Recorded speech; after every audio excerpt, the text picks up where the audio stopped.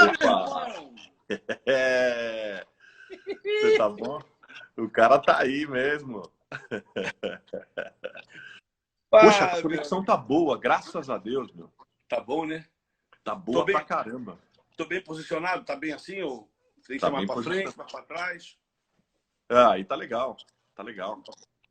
Tá legal. Viu Bom, lá? deixa eu Olha fazer lá. um. Olha que coisa linda, olha que coisa linda, olha que coisa linda lá.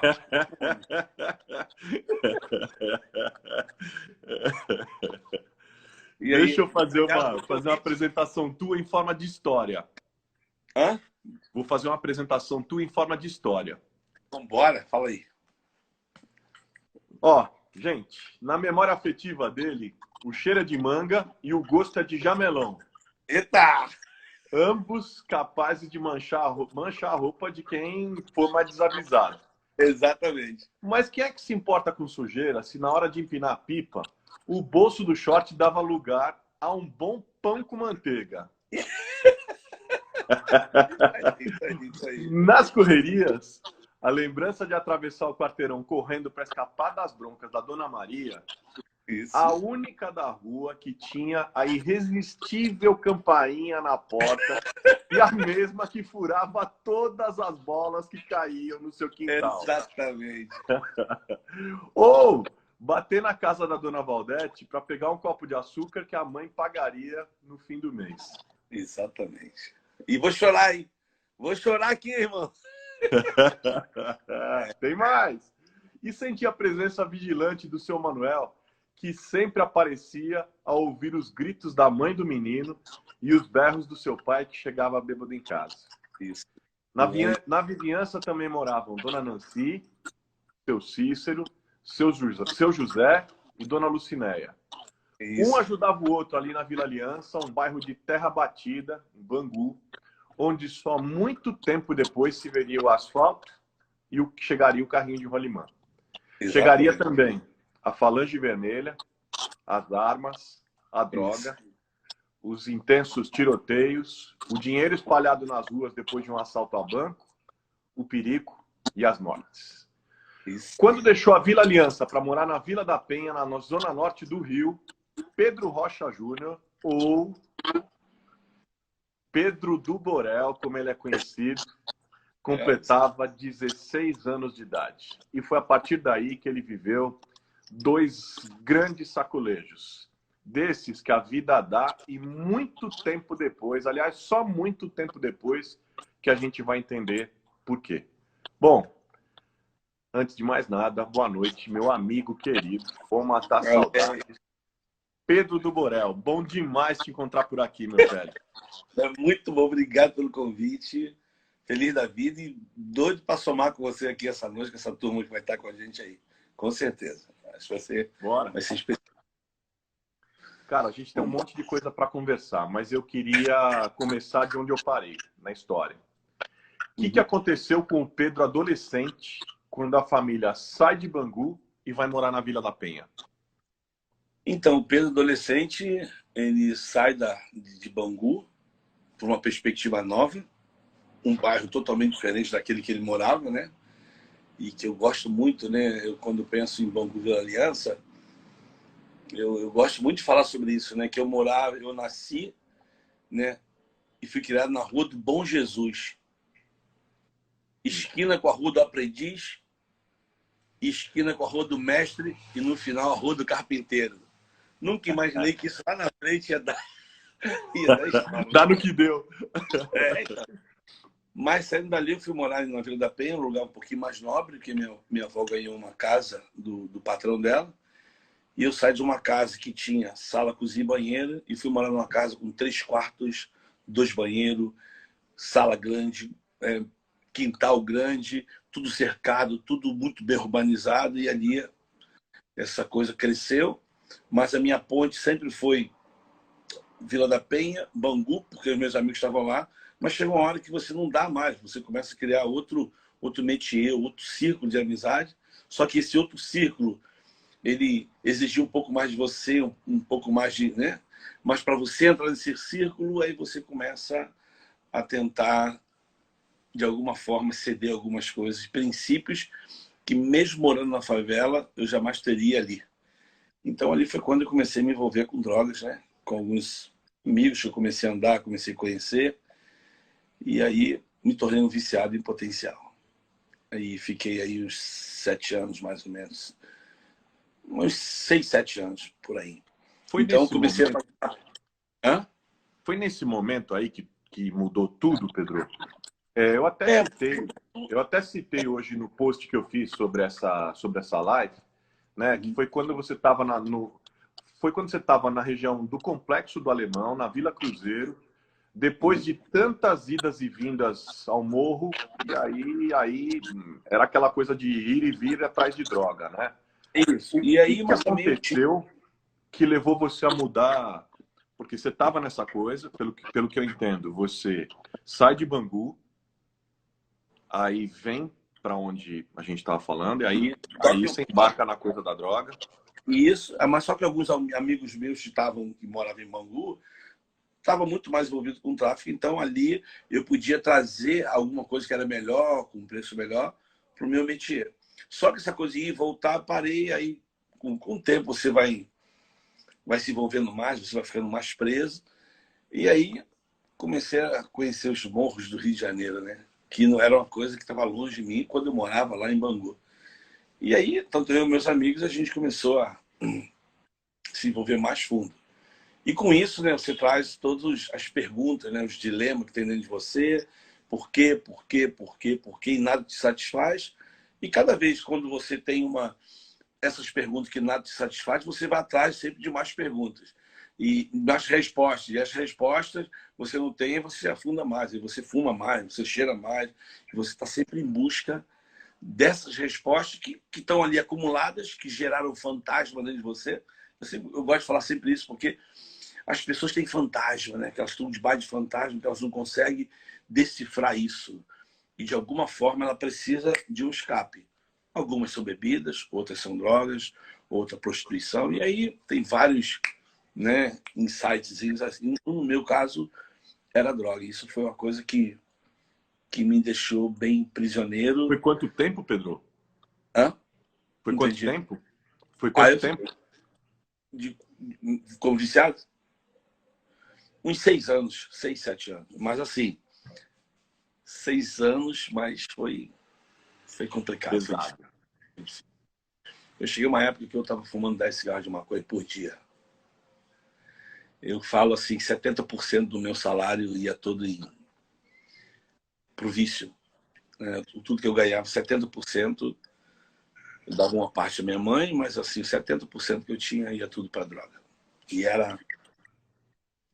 Quando eu penso isso, assim, no meu contexto hoje, eu até brinco quando as pessoas falam assim, você vai para a igreja para dar oferta. Eu falei, pô, ainda estou no lucro, cara. Estou no lucro. Né? Porque 70%, se for falar, né, no contexto de dízimo, não dízimo, né, geralmente o pessoal pega no teu pé e fala assim, não, porque tem que dar o dízimo pro pastor. Eu falei, irmão, se tu for pensar desse jeito, porque eu dava 70% na mão do tráfico, né? Então, se eu dou o dízimo, se eu dava 70%, eu ficava com 30%. Se eu dou o dízimo, eu fico com 90% ainda. Então, eu ainda estou no lucro, né? Porque e o viciado, ele dá. Ele vai atrás. Mas eu acho que tudo isso é falta dessa esperança, né? Essa falta desse amor. Que hora que isso muda, Pedro? Vai nessa coisa, você vai indo nessas idas e vindas nos morros, tal, lá, Complexo do Alemão, papapá, e de repente, pumba. De repente dá uma virada. Que hora... Eu acho que é legal, eu gosto muito de falar isso, que eu acho que tem tudo muito a ver, né? Eu acho que a nossa vida é um quebra-cabeça que, quando você está consciente, né? Eu estou agora falando com você assim, né? Eu nunca imaginei que hoje eu ia ter essa perspectiva. Cara, eu morava na Rua do Bom Jesus. Era o meu endereço. Onde é que você mora? Na Rua do Bom Jesus. Onde é que você brinca? Na Rua do Aprendiz. Mas gostava de estar na Rua do Mestre. E eu tinha um namorado na Rua do Carpinteiro. Oi, tá. Mas quando eu olho isso aqui hoje... Não tinha escapatória. E olha que interessante agora. A primeira experiência que eu tive com Jesus foi na Rua do Mestre, que era a rua da esquina, do métier, das conversas. E eu tinha 15 anos de idade. 15. E eu lembro que tinha um cabelão, né? Aquele tempo de cocota, calça. Quando meus filhos usam as calças mostrando a cueca, eu falo, ó, já usei isso, tá? A moda, ela vai e volta, né? Essa calça de apertadinha também já usei, né? Então a moda vai e volta, de boca larga, a moda vai e volta. Aí eu tava na esquina com meus amigos, passou um cara com a Bíblia, né? E ele parou e falou assim, falou pra gente, Jesus chama, né? Mas aí ele falou pra mim assim, jovem, Deus não se agrada do seu cabelo. Eu acho que hoje Deus ia se agradar do meu cabelo. Por quê? Eu tô de boné, irmãos, eu tô de boné. Não é falta de educação não, mas eu vou confessar aqui. Em tempo de pandemia, onde eu corto o cabelo, o cara tá fechado. E o meu cabelo já estava muito grande. Aí eu falei, pô, Gianluca, me ajuda a cortar o cabelo? Ele falou, claro, papai. Ele pegou, né, a máquina dele lá e me botou sentado e falou, vamos ver essa aqui. Aí ele fez assim, ó. Passou, raspou aí minha cabeça. Já era.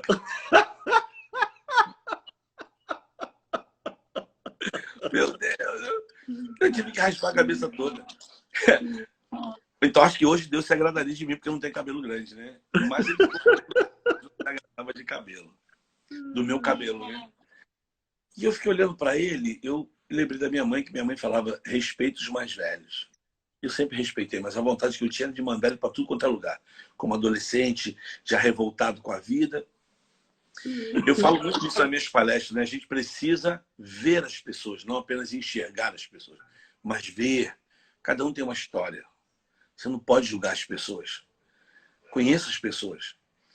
E então passou, e eu falo assim, que ele viu um garoto com cabelo grande, mas ele não conseguiu ver um menino que tinha alguns traumas, algumas tristezas, angústias, um menino que foi abusado, um menino que se perguntava por que eu sou assim, por que meu pai foi embora, por que minha mãe cuida de 6 filhos sozinho, por que eu moro naquela casa, por que eu passo dificuldade. Então ele só viu um cabelo. Passou. Com 17 anos, já estava na Penha, eu fui ver o meu time jogar, voltei, e um grupo de mulheres, né? Eles eram crentes, porque ela passou por mim e falou assim, os cabeludos não vão para o céu. Aí eu comecei a achar que, assim, né? E eu, na época, eu gostava de Led Zeppelin, Pink Floyd, Iron Maiden, já estava doidão. Então, aí eu também estava revoltado com a vida, né? Não andei, assim, fui muito desagradável com ela. E aí, quando você fala como é que teve essa virada, isso que me impressiona, porque eu estava no Complexo do Alemão, no Grotão, né? Na Vila Cruzeiro, e eu já estava ligadão lá, essa noite estava doidão, lembro, né? E uma menina parou e falou assim, Jesus te ama. Quando ela falou Jesus te ama, parece que abriu um leque aqui. Eu pensei no pastor falando do meu cabelo, eu pensei na mulher falando dos cabelos vão pro céu, o pessoal falando da minha roupa. Mano, eu agredi aquela menina com palavras e falei assim, olha só, sabe o que vocês querem? Vocês querem me levar para a igreja para me cortar meu cabelo? Jesus mesmo, porque quer trocar minha roupa? Aí comecei a falar e fui agressivo. E essa menina ficava assim, olhando para mim. Aí quando eu acabei de falar, ela disse assim, como é que é seu nome? Mano, ela me viu. Eu tinha um nome, né? Eu não só tinha um cabelo grande. Eu não era só um viciado. Eu não estava com as minhas roupas estranhas. Eu tinha um nome. E eu lembro que eu falei para ela o meu nome todo é Pedro Rocha Júnior. Por que eu sou Júnior? Porque é o nome do meu pai, né? É o mesmo teu aí, né? E nem eu. Né? Meu nome é Pedro Rocha Júnior porque eu tenho o nome do meu pai. Se tem uma coisa que sempre me trouxe muita tristeza foi meu pai, porque ele não teve caráter, não foi homem de assumir a família, ou não foi homem para falar sobre saindo de casa, né? Mas a gente, até hoje, né? Até hoje eu falei com meu pai, eu falei, ó, você só vai ter paz o dia que você voltar na sua casa, olhar para os teus filhos, para tua esposa e pedir perdão para eles. Porque um dia você foi embora, você nem falou. Você deixou uma mulher com uma interrogação dizendo assim, o que eu fiz, onde eu errei? Então fala. Você precisa... Falei com ele hoje isso, né? Então, assim, eu tinha um ódio do meu pai. Mas eu falei para ela, meu nome é Pedro Rocha Júnior. Eu tinha um nome. Aí essa menina olhou para mim e falou assim, Pedro, Jesus tem um propósito na sua vida. Ele tem um projeto na sua vida. Eu falei, obrigado. E fiquei ali, essa menina foi embora. Eu sempre digo que essa menina para mim era um anjo, sabe? Sim. Foi embora. Nunca mais vi. Não... E naquele dia eu voltei para minha casa e eu só tinha uma coisa no meu coração. Eu preciso conhecer Jesus. Eu falava para mim, eu preciso conhecer Jesus, eu preciso conhecer Jesus, eu preciso conhecer Jesus. Deitei na minha cama lá e comecei a perguntar para o teto, comecei a perguntar. Eu falei, Deus, fala comigo, fala comigo. Minha casa não tremeu, não ouvi nenhuma voz, não tinha língua de fogo, nada, nada. Mas eu sabia que ali tinha uma presença que dizia para mim assim, estou esperando por isso há muito tempo. Aí no outro dia eu acordei, fui para casa da minha namorada, falei para ela assim, eu quero ir numa igreja. Aí ela falou, vamos na missa. Eu falei, não quero ir para missa, eu quero ir em uma igreja de crente, uma igreja de crente. Aí eu fui na casa da tia dela, eu falei assim, ó, eu quero ir na tua igreja. Posso? Ela pode. Eu falei assim, ó, não tem que cortar meu cabelo não, nem deixar de usar minhas roupas, nem deixar de ouvir Legião Urbana, Pink Floyd. Deu uma lista para ela. Aí mais uma vez alguém falou para mim assim, Pedro, vem do jeito que você tá. Deus ama você desse jeito. Aí eu fui. Fui num culto no domingo, pela primeira vez eu entrei numa igreja evangélica. Entrei na 28 de setembro na Associação Missionária Evangélica Maranata. Pastor Paulo Brito. Pastor Paulo Brito. Eu vi seu pai pregar muitas vezes. Nossa, amigão do meu velho. Meu pai pregava muito lá, sempre. Todo mês. Vou abrir um parênteses aqui, tem uma mensagem do teu pai que ele pregou lá, nunca mais esqueci. Ele falou do Bartimeu, irmão. Aquela mensagem do Bartimeu foi sensacional. Nunca mais esqueci. E aí, quando eu cheguei na igreja... Quando eu cheguei na igreja, com a camisa, eu estava com a camisa da Jenny Joplin, uma calça com Led Zeppelin, pá, cabelão. Aí entrei com a minha namorada. Quando eu cheguei lá, tinha uma diaconisa. Carlos, eu gosto de falar sobre isso. Eu sempre digo para as pessoas nas igrejas assim, você não tem noção das pessoas que ficam na porta da igreja recebendo quem chega.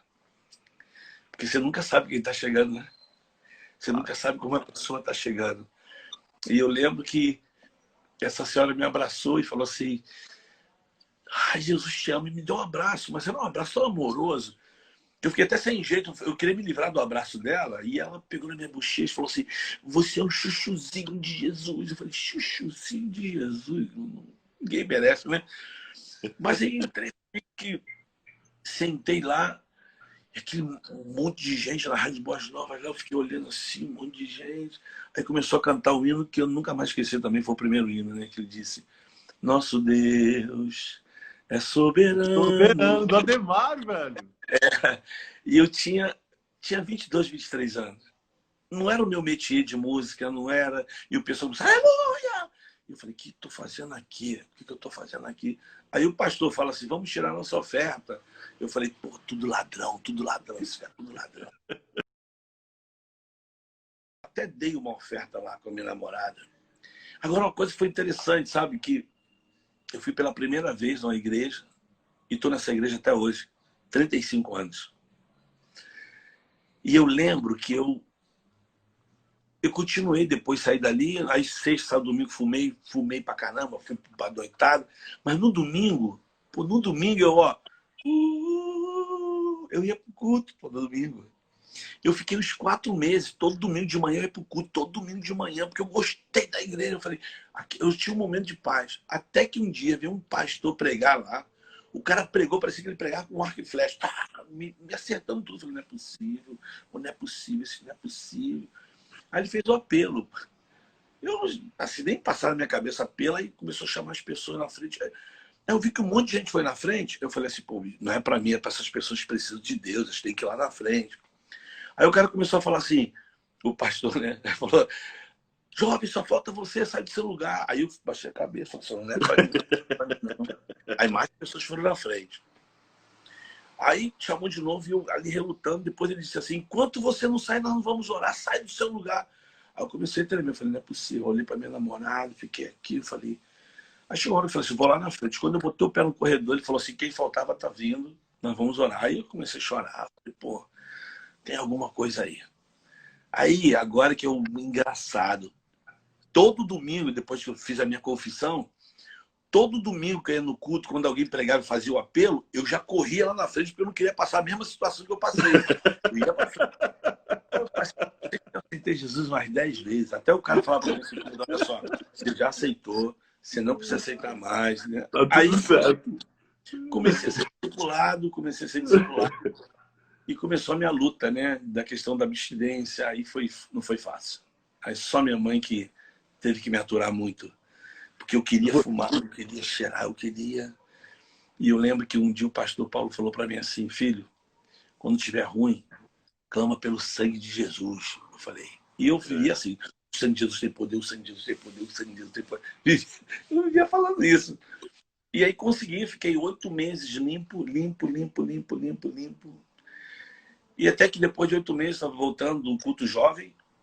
E geralmente a minha noitada começava às 10 horas da noite.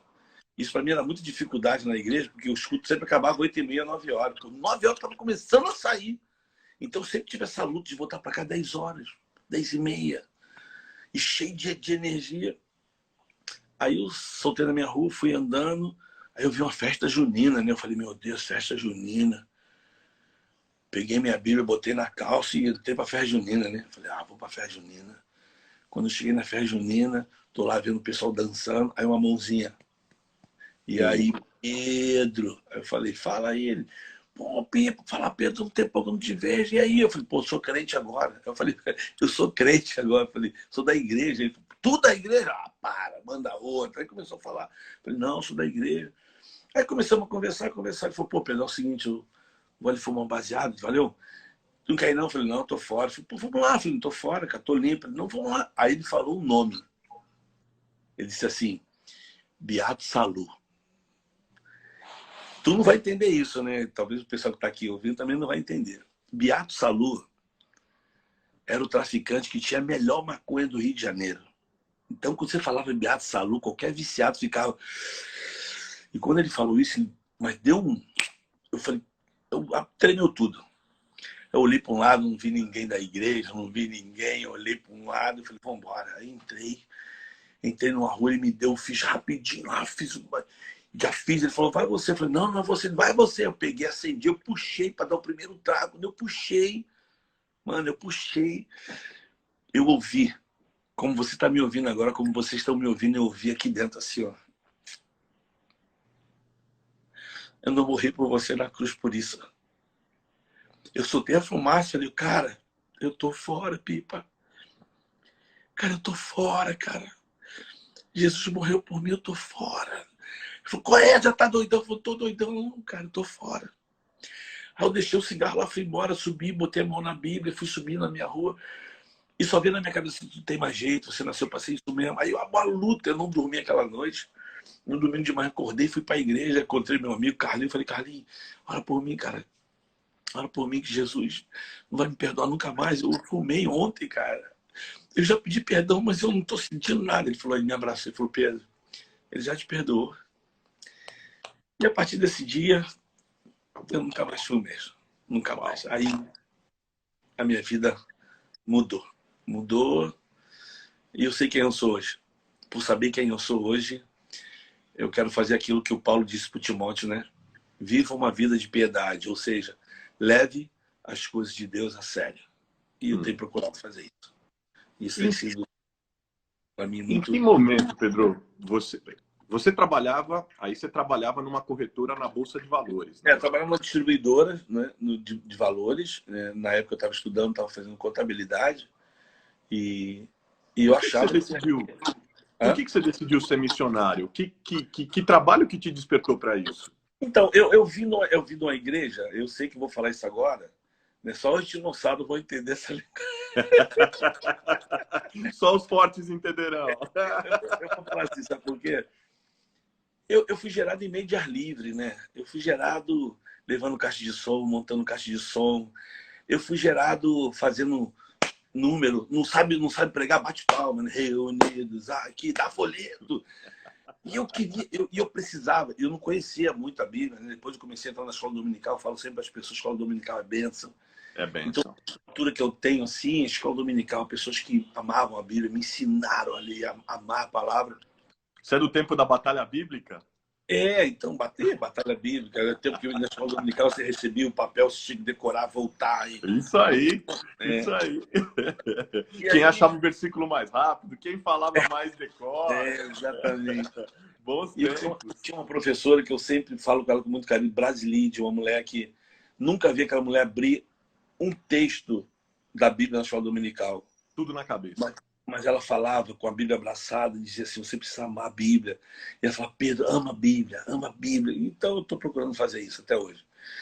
Então assim, eu vivi nesse contexto, né, de evangelismo na praia, de carnaval. Eu queria evangelizar, não conhecia muito a Bíblia, mas depois eu descobri Atos 4:20, eu não posso deixar de falar das coisas que tenho visto e ouvido. Então minha vida era rodoviária, saía trem, era ônibus, era praça. No meu trabalho, o pessoal começou a me chamar de chato. Eu falei, cara, não sou chato, não. Jesus mudou minha vida. Aí comecei a pregar. Até que a gente começou a receber alguns missionários americanos na igreja lá. Os caras vêm com as roupas horríveis, aquelas roupas quadriculadas. Eles caras falando de Jesus. Ai, God, ai, me chama. Eu falei, mas eu também quero. Por todo apelo que tinha, aceitar Jesus, aceitei. Depois bati com o Espírito Santo, eu fui. Aí quem quer ser missionário? Eu fui lá na frente. Falei, eu quero. Aí fui. Aí eu li. O pessoal que está ouvindo aí, presta atenção, hein?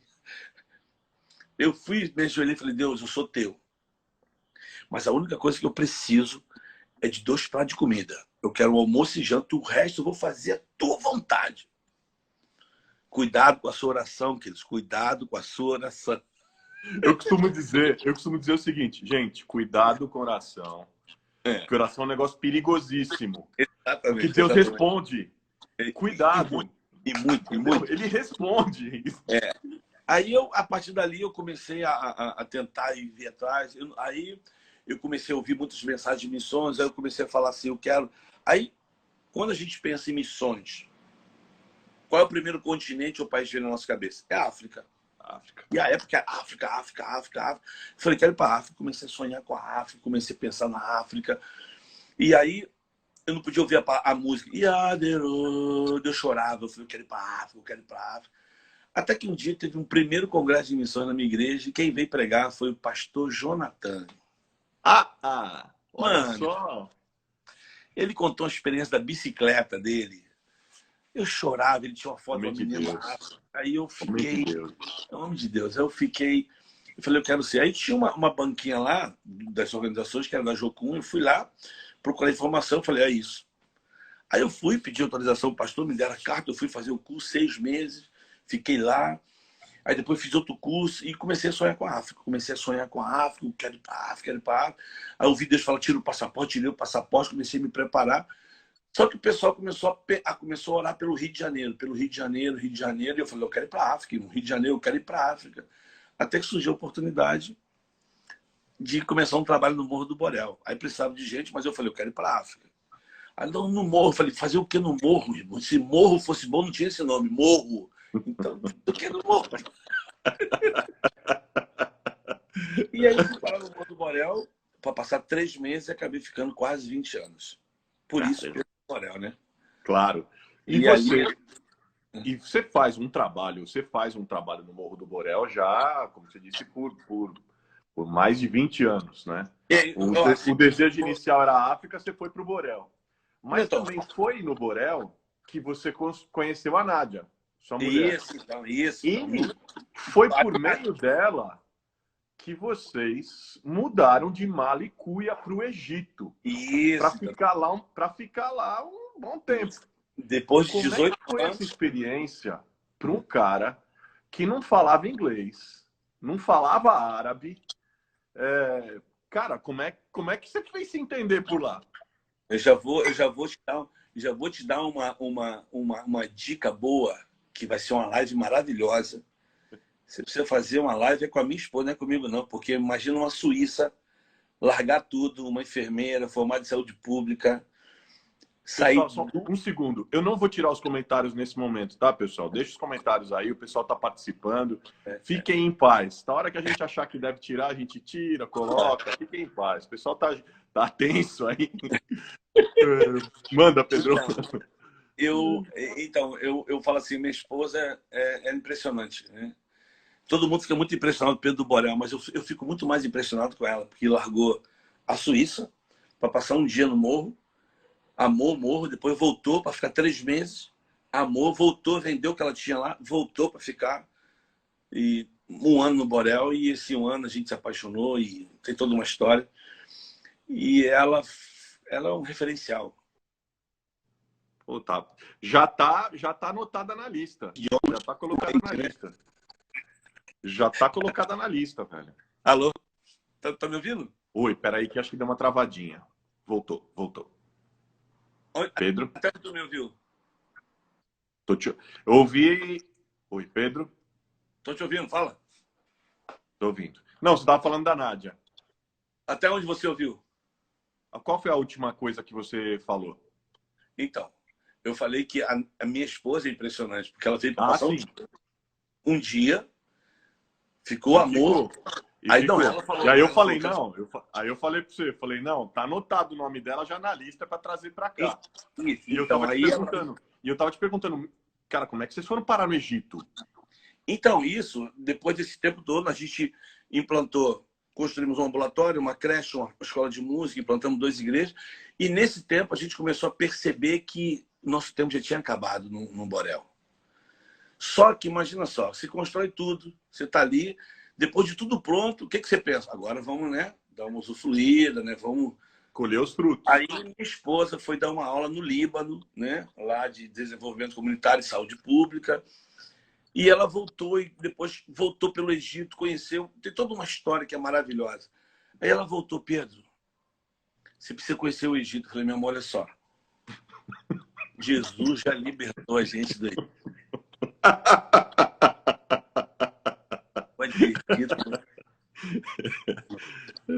Então, Carlos, olha só, eu tenho que abrir um adendozinho aqui porque o pessoal vai entender melhor.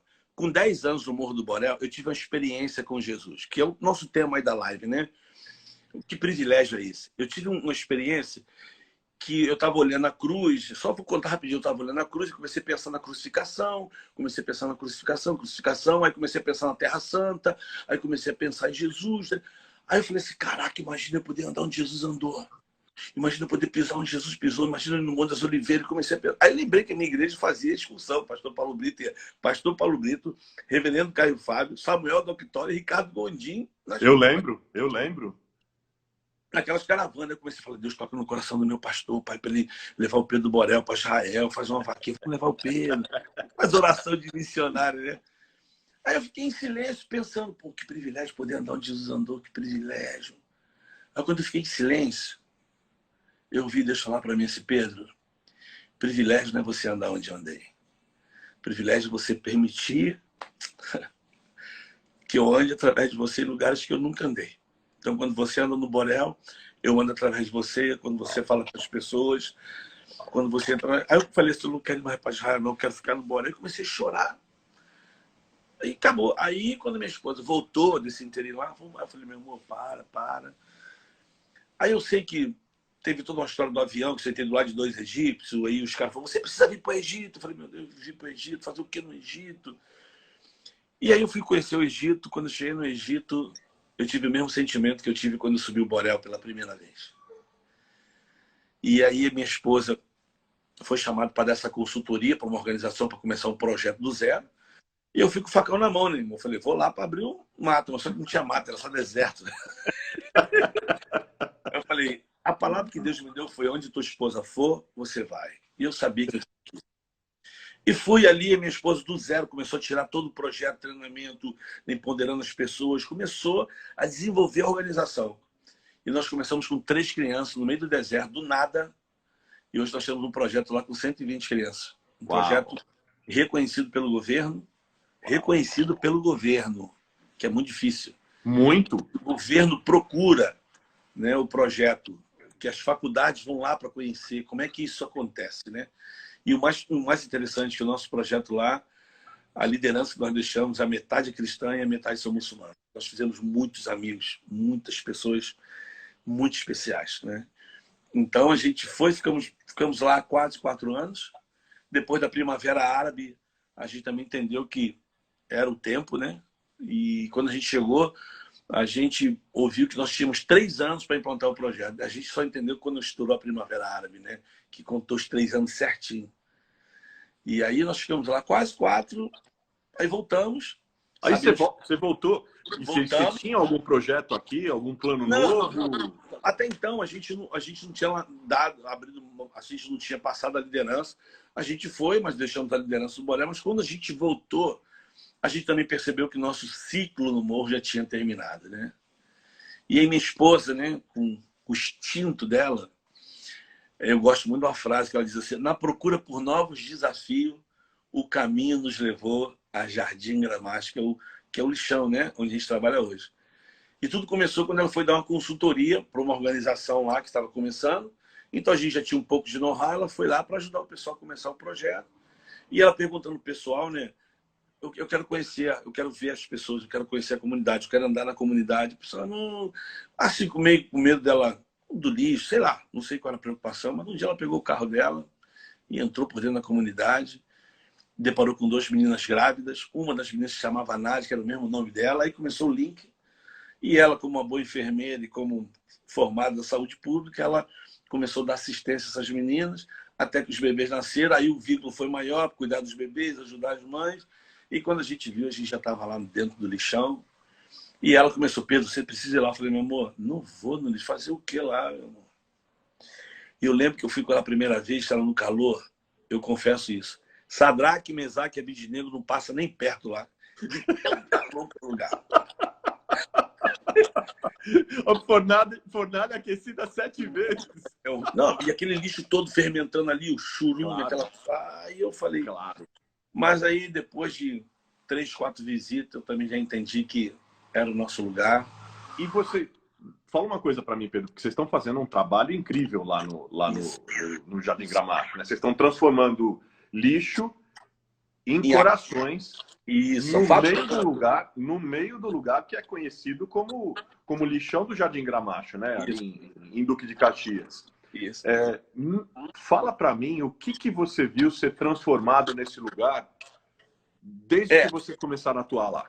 Eu acho assim, quando a gente começou a andar, porque a gente ficou quase um ano e meio andando, conhecendo as pessoas. E o primeiro nome que a gente deu para o projeto foi Veja um Jardim aqui. Veja um Jardim. De jardim não tem nada. No lixão. No lixão. Mas, mano, onde tem gente, tem jardim. Depende do que tu semeia. Concorda? É isso. É isso. E uma outra coisa que chamou muita atenção da gente é que o lixão de Jardim Gramacho, as pessoas tinham o valor do trabalho. Não importa se era reciclando, mas eles tinham o valor do trabalho. Isso é uma coisa muito forte neles, nessa dignidade do trabalho. Aí a gente sabe da política, o governo foi lá, fechou para a Copa do Mundo, Olimpíadas, para mostrar para o mundo que estava o meio ambiente, mas a gente percebeu que foi um fechamento político. Hoje a gente vê no governador preso, a gente entende muita coisa. Mas assim, o final, a conta chega alta. Chega. As contas chegam. Pode terminar, não tem nada encoberto, vai vir à tona, é bíblico.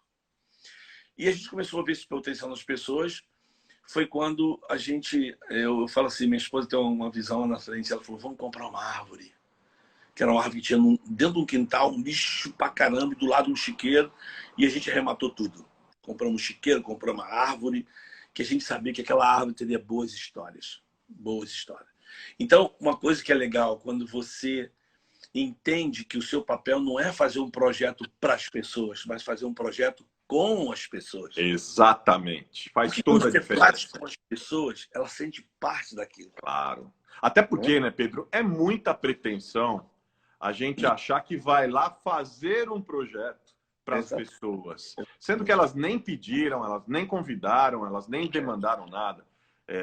Faz toda a diferença fazer um projeto com as pessoas, respeitando as pessoas. No meio dessa pandemia, o pessoal conhece bem a gente lá, porque a gente não é uma organização, né, que depois de, assim, tem mais ou menos 2 anos, a gente abriu a AJA, né? Tem 2 nomes lindos, AJA. Há alguma coisa a ser feita, faça já. Mas faça que legal, que legal. Então, assim, quando as pessoas sabem que a gente não está lá para dar cesta básica, para dar bujão de gás, a gente fala: não é a nossa política, a gente quer trazer o empoderamento, a gente quer que você receba... Fazer crescer a comunidade. Eu assim, não sou contra a cesta básica. Até porque nessa pandemia, no tamanho da organização, que a gente Não, é muito claro. pequenininho. Não, aliás, essa pandemia é uma exceção. Se não fizer esse atendimento emergencial com a cesta básica, as pessoas vão morrer mesmo de fome, né? Agora, isso é exceção, né? Nessa pandemia, a gente deu mais de 3 mil cestas básicas. É isso. Né? Quase 140 mil litros de água. Você sabe que aqui em São Paulo, você sabe que aqui nós estamos trabalhando, né? Não sei se eu te falei, nós estamos trabalhando. A gente está com uma rede de 150 igrejas e organizações sociais cristãs na cidade toda. A gente já, nessa articulação, que é uma articulação informal, vamos dizer, é uma fraternidade, com várias organizações, entre elas a nossa comunidade, mas a gente já atingiu 10 mil famílias aqui na cidade, com água, com kit de higiene. E aí vai somando as parcerias e tal. Isso é fundamental. Poder chegar, o alimento, se o alimento não chegar na mesa de quem está precisando agora... Exatamente. Não faz sentido a gente estar aqui, né? Eu falei assim, da água, porque quando a gente começou a ver a pandemia estourar, você fala assim, você escuta, fica em casa, lave a sua mão. Agora, como é que você fala para as pessoas, lave a sua mão, se ela não tem água? Claro. Como é que você fala, vive com higiene, se não tem saneamento básico? Então, eu estou dizendo para a garotada, para a turma, para a igreja, para esse tempo nós nascemos, querido. Para esse tempo nós nascemos para não olhar o problema, mas olhar a oportunidade que você pode linkar com as pessoas. Então, as pessoas sabem que o nosso papel lá não é alimentar socialmente, assistencialmente, mas é construir pontes. Eu não posso... assim, a gente não pode forçar ela a atravessar a ponte, mas nós podemos construir a ponte, conversar com ela e falar assim, você pode, pô, você pode. Então, o que eu já vejo é que o local já começa a mudar. A questão da casa, como as pessoas começam esse movimento junto com elas, mostrando, assim. Minha esposa tem um trabalho muito, muito especial com as mulheres, né? Desse empoderamento das mulheres, mas respeitando elas, ouvindo elas, né? Assim, sendo confiável. Ela falou uma frase muito legal: aquilo que é falado aqui não sai daqui. E para as mulheres isso é, como assim? Não, a gente não fala, tá? Isso aqui é conversa de amigos. Então, assim, eu acho que é muito interessante, né, esse papel do nosso, Pedro, né? E porque você contando pra gente é incrível, né? A gente vai vendo as experiências, as mudanças, os desafios, os lugares onde você teve, Borel, Egito, Jardim Gramacho, enfim, a gente vai vendo tudo isso e isso enche o coração de alegria, né? Mas, ao mesmo tempo, a gente sabe também que não é fácil. A gente sabe que é uma vida de renúncia. A gente sabe que é uma vida de enfrentamento. A gente sabe que é uma vida de fé. A gente sabe que quando a gente faz a opção por cuidar do mais pobre, por estar com ele, a gente sabe que enfim, isso não é fácil. O que mais toca seu coração de missionário? Né? O que impulsiona seu trabalho diário? Porque eu sei que, como eu estava te dizendo, eu sei que é lindo de se ouvir, mas eu também sei que não deve ser uma tarefa fácil. Eu acho assim que o que me impulsiona é entender que eu descobri quem eu sou. Né? O João Batista diz assim, quando perguntaram, quem é você? Profeta? Ele, não, também não sou Jesus. Mas quem é você? Ele responde assim, eu sou uma voz que clama no deserto, endireitar o caminho. Então, eu te dá 3 pontos. Ele diz, eu sou uma voz. Ele diz, eu sei quem eu sou. Depois ele diz que clama no deserto. Eu sei o cenário que Deus me colocou, onde eu tenho que começar. E depois ele diz, endireitar o caminho. Está dizendo, eu tenho uma mensagem. Então, o que me impulsiona é que eu descobri quem eu sou. O que me impulsiona é que eu descobri o cenário que eu tenho que estar. Né? Se o pessoal aqui, até abrir aqui, o pessoal que está assistindo a gente aqui, depois você vai lá no site, né, www.aja.org.br, você vai ver o que a gente faz. Nós entendemos, eu e minha esposa, nós entendemos que Deus nos chamou para trabalhar com extrema pobreza. Agora, nós não vamos fazer isso com sofrimento, tipo, coitadinho. Não, não, não. Porque pobreza não é questão de falta de coisa, é falta de oportunidade. Né? Exatamente. Você encar a perspectiva das pessoas, mostrar para elas, trabalhar com justiça. O que me dá força é que eu descobri que Deus tem um lado. Deus tem um lado. O lado de Deus é do pobre, né? Ele fala muito claro, né? Que o pobre, a viúva, né? O estrangeiro. Cuida deles. Porque são as pessoas que... cara, que lá na ponta sofre mais. né? Então a gente descobriu esse papel. E a gente sabe que esse é o nosso papel, de estar com essas pessoas. Agora, como cristão e diretor de uma organização, a nossa organização é aberta. A gente não estipula que só trabalho com... Não, eu quero que as pessoas venham, que as pessoas, né, entendam, aprendam que elas podem ser diferentes. Agora, quando o pessoal leva para o lado, mas quando é que vocês pregam, Marco? Eu falo, mano, olha só, eu não prego o evangelho para as pessoas se converterem. Eu também não prego o evangelho para as pessoas virem para a minha igreja. Eu prego o evangelho porque eu creio no evangelho. E eu não posso convencer e nem converter ninguém. Eu sofro com isso. Mas o evangelho me ensina que ninguém pode me impedir de amar as pessoas. Nem ela, Carlos. Nem elas. É isso. Então, eu acho que esse é o amor, né? Esse amor é que constrange.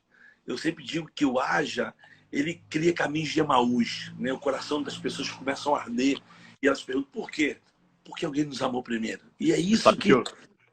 Hoje eu dei uma tuitada, eu tive um insight de manhã que tem muito a ver com o que você está falando. Eu creio muito no que você está falando, aliás, tenho me dedicado à minha vida em outra área, mas exatamente na mesma direção, com as mesmas motivações, né? Mas hoje de manhã eu tuitei que todo ato de amor é uma confissão de fé. Entendeu? Todo ato de amor é uma confissão de fé. Interprete-se como quiser, leia-se como quiser, o fato é, o amor, o ato de amor é a melhor confissão de fé que a gente pode ter. Concordo com você 100%. Inclusive, Pedro, curiosidade, eu estou vendo vários amigos aqui, o pastor Denilson Varela, pastor Edmilson, pastor Davi, cheio de gente querida aqui, meu. Cheio de gente querida. Mas o pessoal está falando muito da história do pato, a história do pato, a história do pato. Eu nem estava pensando nisso, mas já que estão falando da história do pato, até eu estou curioso agora com a história do pato. A história do pato. A história do pato caiu aí na... E eu gravei essa história, o cara me pediu, falou, conta a história. Eu falei, conta a história do pato, porque um dia eu cheguei de São Paulo, de uma pregação aí, fui num congresso, cheguei às 5 da manhã, em casa, e comecei a preparar o café já, né? Sabia que meus filhos iam para a escola, bem pequenininhos. E aí eu vi um barulho no meu quintal. Eu falei, caraca, que é isso? Aí fui lá ver, não vi nada, voltei, comecei a preparar o café de novo. Aí eu vi de novo, quando eu cheguei lá tinha um pato no meu quintal. Eu falei, pato? Não tem pato, pô. Aí eu falei, isso deve ser coisa do meu filho, né? Eu tenho 2 filhos adotados no Morão, o maior que gosta muito de bicho, né? Aí minha esposa levantou, eu falei, meu amor, tudo bem, como é que foi a viagem? Tudo bem? Aí ela perguntou pra mim, eu falei, que negócio é esse de pato aí? Quando eu falei isso, o pato passou no quintal, assim, perto da porta da cozinha. Ela falou, o pato? Eu falei, é um pato. Ela falou, eu falei, não trouxe esse pato tá aí. Ela falou, Pedro, aí ela começou a contar. Ontem nós estávamos aqui e o Gianluca, as crianças começaram a pedir, poxa, se a gente podia ter bichinho aqui, coelhinho, galinha, né, pintinho. Aí minha esposa falou, não, vou esperar seu pai chegar, não vai nada disso não. Nós temos costume de orar com nossos filhos, né, de falar com eles. E quando pequeno sempre orava na cama, né, aquela coisa. Aí na cama o meu filho falou assim, mami, você acha que meu pai vai deixar a gente ter bichinho? Aí minha esposa, vamos esperar ele chegar. Aí eu queria ter um pato. Um pato. Aí minha esposa falou assim, ora. Aí essa foi a oração dele. Deus, toca no coração do meu pai para mim ter um pato, mas eu sei que você pode me dar um pato. E dormiu. Só que minha esposa tá falando isso para mim, ele aparece o meu filho, pá, me abraçou, tudo bem, tudo bem. Aí eu falei, Gianluca, vem cá. Aí ele veio lá fora, eu falei assim, ó, um pato aí. Ele falou, obrigado pelo pato. Aí me abraçou. Eu falei assim, não foi papai que trouxe o pato, não. Quando eu falei isso, ele olhou para a mãe dele e falou, mami, Deus ouviu a minha oração. Aí ele começou a falar, papi, eu orei pelo um pato. Só, cara, que eu estava vivendo um momento muito difícil da minha vida, no humor, como liderança, de desafios, de construção, um monte de coisas, como chefe de casa, né, situações de finanças, tudo, né? E o meu filho falando, papi, Deus ouviu minha oração. E eu olhava para ele e eu falava, caraca. E Deus falava para mim assim, Pedro, eu conheço cada pato que você precisa. Você só precisa ter o coração do teu filho. Acredita. Eu chorei muito. Ele falou, tá chorando de alegria? Eu falei, não, filho, tô chorando porque Deus está falando com o papai. E no mundo dele, né? Aí eu descobri, o pato era uma pata. Eu tive que comprar um pato. Mano, esse pato deu tanta cria no meu quintal, você não tem noção de quantos patinhos eu tive, quantos ovos de pato eu tive. E eu fui descobrir de onde é que veio o pato. O pato veio lá de cima de um cara que tinha uma fazendinha lá. Esse pato veio voando. Só que é o seguinte, no Borel tem mais de 500 barracos. Como é que um pato vem voando por cima de um monte de barraco e cai no meu quintal?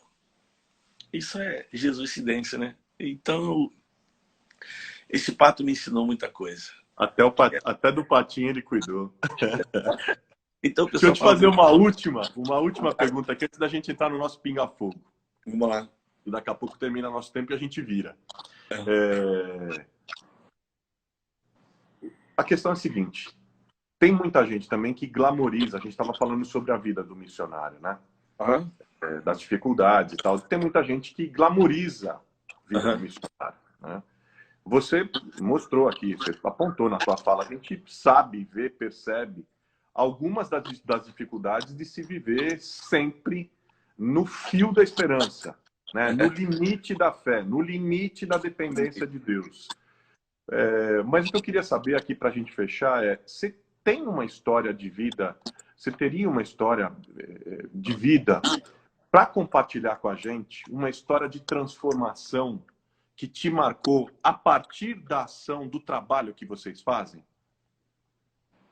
Você diz em qualquer lugar ou num lugar específico? Qualquer lugar. Qualquer lugar. A história que você percebe que de transformação, de vida que, assim, que te marcou. Eu sei que você deve ter uma 100, né? Mas aqui, a primeira que vem à mente ou aquela que te mais marcou. Eu tenho uma e vou falar direto chorando, né? Porque tem uma que marcou muito a minha vida, foi o Valdir. O Valdir foi um cara que eu cuidei dele durante 7 anos. E durante 7 anos o Valdir conviveu comigo bêbado. Bêbado, assim, me deu muito trabalho. Mas eu amava muito o Valdir. E eu ouvi muita gente falando para mim que eu estava jogando pérolas aos porcos, né? Que ele não queria nada com Deus, que eu levei ele para casa de recuperação umas 4, 5 vezes. E todo mundo dizia para mim, não quer nada com Deus. Eu falei, cara, se a gente desistir do Valdir, quem é que vai amar o Valdir, né? Se a gente não amar o Valdir, quem vai amar, cara? Eu tive que brigar com muita gente crente, com muitos missionários, né? Que diziam para mim, cara, esse cara não quer nada não, investe em gente que quer. Eu falei, cara, como ele não quer nada?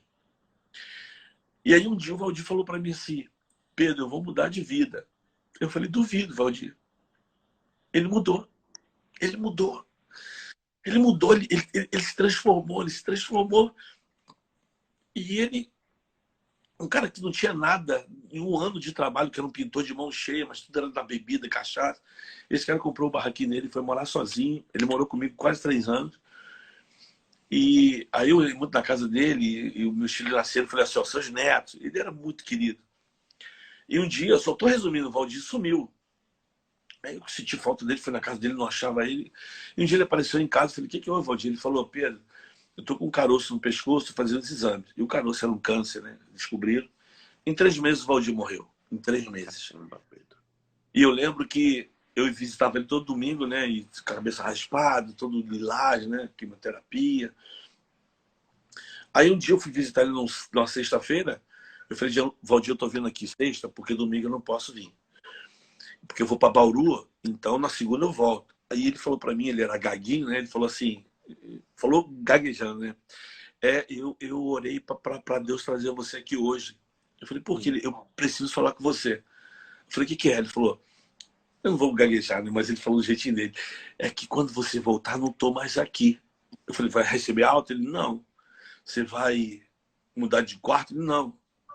Você vai mudar de hospital? Não. Eu falei, mas como assim? Aí ele falou, Pedro, Jesus veio me buscar esse final de semana. Eu falei, não.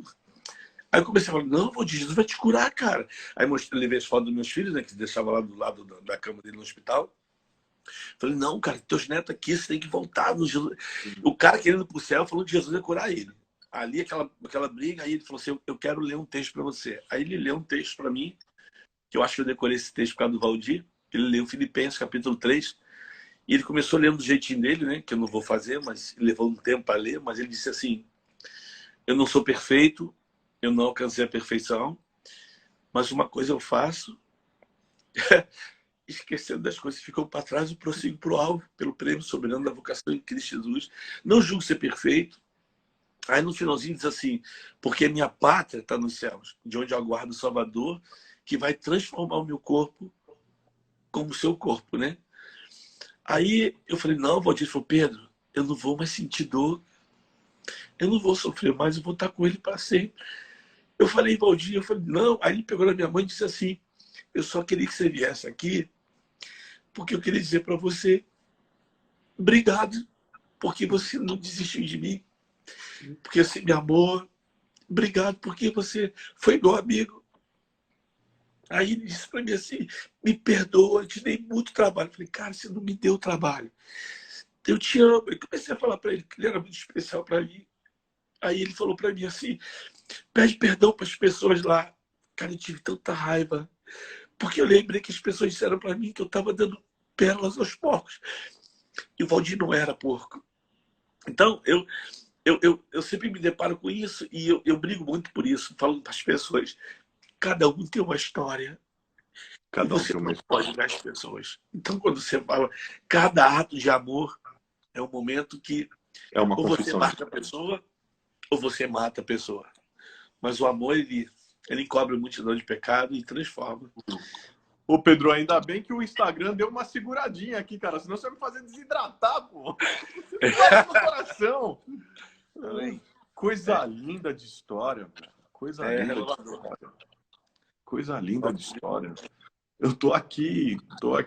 Que coisa especial de se ouvir. E eu creio no céu, creio na ressurreição, creio na crucificação, creio na tudo que a palavra disse, mas eu sempre digo para Jesus que o Valdir também me fez acreditar muito, um pouquinho mais no céu, sabe? A construção daquele cara dizendo, eu vou estar com ele, eu não vou sentir mais dor. Eu senti um pouquinho de inveja dele, sabe? Mas eu sei que ele era alguém que precisava de respeito, de ser amado. Hoje era muito especial, muito especial.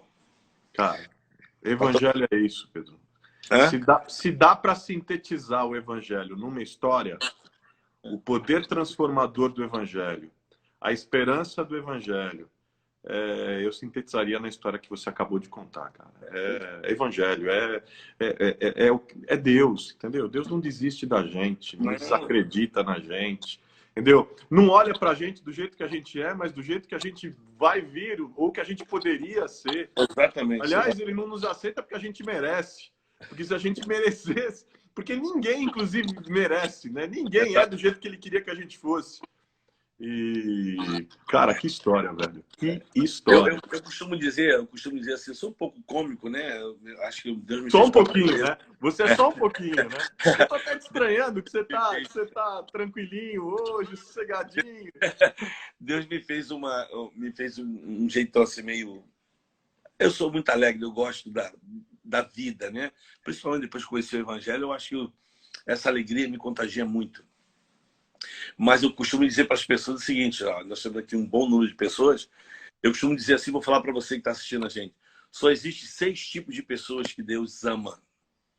Só existe 6 tipos de pessoas que Deus assim morreu de maneira intencional na Bíblia. E desculpa, né, mesmo aqui na live, se você não tiver entre esses 6 tipos de pessoas, desiste de participar de live, de ir para a igreja, de cultuar. Então, quais são os 6 tipos de pessoas que Deus ama? Eu, tu, ele, nós, vós e eles, cara. Então esse amor de Deus, ele constrange a gente. Boa, Pedro. Escuta, deixa eu te falar. Vamos pro Pinga Fogo. Você já viu aqui algumas outras lives. Eu já sabe como é que funciona. Eu já vi o Pinga Fogo do Fábio. Eu levanto, você corta, entendeu? Eu cutuco, você pula. Eu aperto, você corre. Mas pode pensar, não. Tem que ser... Curti muito o Fábio. O Fábio, zoei o Fábio. Quando um Pinga Fogo... Ih, Fábio! Muito bom, muito bom. Bora, eu falo, você completa. Eu te dou as opções, você escolhe. E aí é papuf. Meu Deus. Tô nervoso, peraí. Ó, o pastor Davi. Ó, o pastor Davi está perguntando aqui, Pedro. Está perguntando o que aconteceu com o pato. Não, o pato deu muito filhote, muito filhote, muito filhote. Eu acho que alguém fez uma oração mais forte, esse pato voou. Ele ficou com a gente quase 2 anos, muito tempo. Eu criei tudo, uma cerquinha para ele, aí tinha os filhotinhos, dava de presente para as pessoas, dei muito ovo de pato. E o pato deu história. Deu história. Legal. Bora. Ser missionário é? Eu acho que era um sonho a ser realizado. Assim. Olha os caras, olha o pessoal te provocando aqui, te zoando, falando que o pato foi pra panela, que você comeu o pato. Não foi não. Ah, que legal. O pastor Denilson tá falando, foi abençoar outra família. Boa, boa, boa. Irmão Pedro, pastor Pedro ou Pedro do Borel? Eu prefiro Pedro do Borel. Eu acho que tem história, né?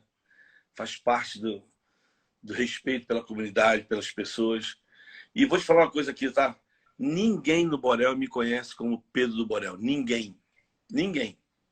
Se você chegar no Borel, é Pedro, irmão Pedro, é pastor Pedro. Só quem me conhece como Pedro do Borel é o pessoal de fora. Porque sempre surgiu isso. Comecei a dar aula, então, pessoal, nós estamos aqui hoje, o irmão Pedro, que mora no Morro do Borel, que tem um trabalho. Aí começou, que mora no Borel. Pedro, aí ficou Pedro do Borel. E eu acho legal porque eu acho que tem uma identificação muito, muito grande com o morro. Eu prefiro isso. O Pedro do Borel. Morro do Borel ou Vila Cruzeiro? Não dá para separar, não, hein? Eu vou juntar as duas. Vai lá, fala de novo, pergunta de novo. Morro do Borel ou Vila Cruzeiro? Favela. Gostei, boa. Tá bom. Favela é? Lugar de gente muito especial. De gente preciosa. De gente amada. De gente trabalhadora. Boa. Como diz o meu amigo Celso Ataíde, que esteve aqui outro dia, favela não é carência, favela é potência. Não. É isso. Então, isso. tu tem uma hora, olha só. Você fala favela eu diria, nós temos uma música que todo mundo conhece a música no Borel. O cachaceiro canta, o traficante canta, a dona de casa canta, as crianças cantam, os missionários cantam, os crentes cantam. Por quê? Porque a música, ela fala da comunidade, mas de uma maneira respeitosa. Então a música fala assim: viver no morro para conhecer a realidade da comunidade. Gente que rala para sobreviver na legalidade ou na malandragem. Mas o que importa mesmo é descobrir. Tem muita coisa boa saindo dali. Tem quem se empenha para melhorar, mudando o mundo à sua volta. Tem quem tem valor, tem quem tem coragem, atitude certa para mudar. Todos têm valor, todos fazem parte, vida em comunidade. Então vem cantar com a gente. Eu moro na Tijuca, na rua São Miguel, onde o morro mais bonito é o Morro do Borel. No bairro da Tijuca, no Morro do Borel, há quem tem, quem luta, quem faz o seu papel para mudar a sociedade e mostrar o seu valor, amando o seu próximo, como Jesus mandou. Uau, Dali Pedro, boa! Esse é o boa demais! Ó, quem tá aqui, João Alexandre, tá perguntando para você, Egito ou Brasil? O João Alexandre tá perguntando para você, Egito ou Brasil? Pô, eu sou Brasil, né? Mas assim, o Egito foi um lugar que... João, Egito é maravilhoso. O Egito é maravilhoso. E eu vou responder pro João, assim, com muito carinho. Lembra que eu falei para você que meu sonho era ir para onde? Para a África, né? Uhum. E quando eu cheguei no Egito, que eu estava lá no meio do deserto, o meu filho falou para mim assim: papai, Deus realizou o teu sonho. Eu falei: que sonho? Isso. Você não queria andar onde Jesus andou? Eu falei: filho, aqui é Egito, aqui é Cairo. Papai queria Israel, Jerusalém. Aí meu filho disse para mim: papi, mas foi você que ensinou para a gente que um dia o Herodes queria matar a criança. O anjo apareceu com José e falou assim: pega Maria e a criança e foge para o Egito. Aí meu filho falou: o Jesus veio para cá. Eu falei: é mesmo? E comecei a chorar, né? E o legal é que Jesus foi para o Egito, certo? E o Egito fica onde? Na África. Na África. Então eu diria para os ouvintes aqui: não existe lugar que você não possa ir e nem nada que você possa fazer quando você obedece a Deus. Boa. Vai chegar lá. Boa, boa, boa. Vamos lá. Pedro, Madre Teresa d'Ávila ou Madre Teresa de Calcutá? Madre Teresa d'Ávila ou Madre Teresa de Calcutá? Olha só. Essa d'Ávila tem que ser muito boa para ganhar da Calcutá, irmão, porque a Calcutá, nós temos o vizinho dela aqui. Calcutá sabe tudo. São Francisco ou Papa Francisco? Dom Francisco? São Francisco ou Papa Francisco? Eu fico com o Dom Francisco. Russell Shedd ou Caio Fábio? Eu vou pela bagagem. Fico com o Dr. Russell Shedd. Visão Mundial ou Jocum? E agora tu ficou, agora foi.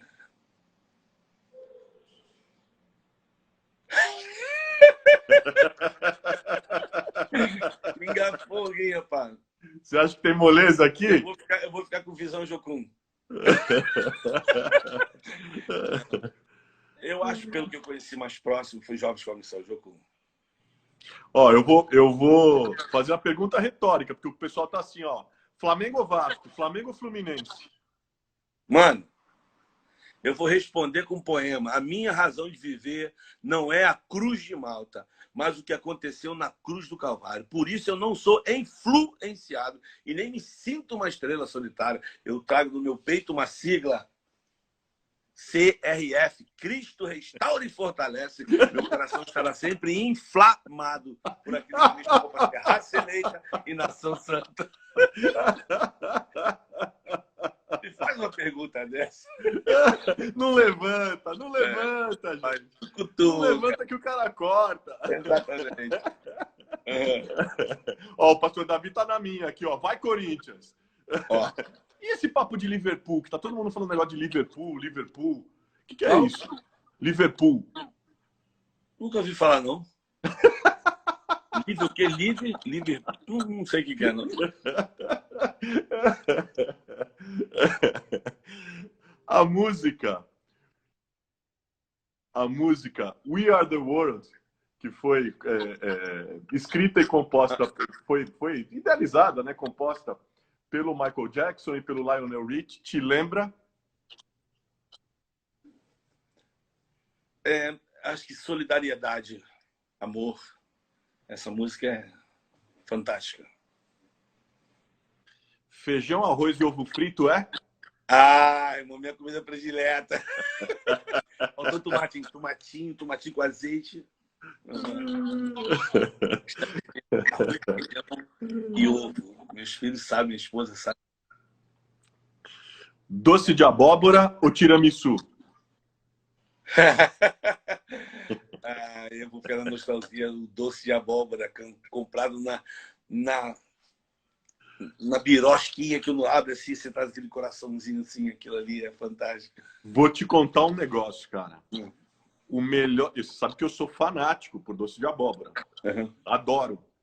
Porque é uma herança de família. Sabe quem é a pessoa que faz o melhor doce de abóbora que eu como?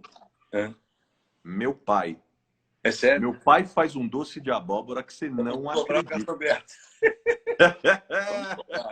Cobrei dele esses dias. Eu falei, escuta, ó, quero teu doce de abóbora. Faz numa panelona de barro e tal, cheio de...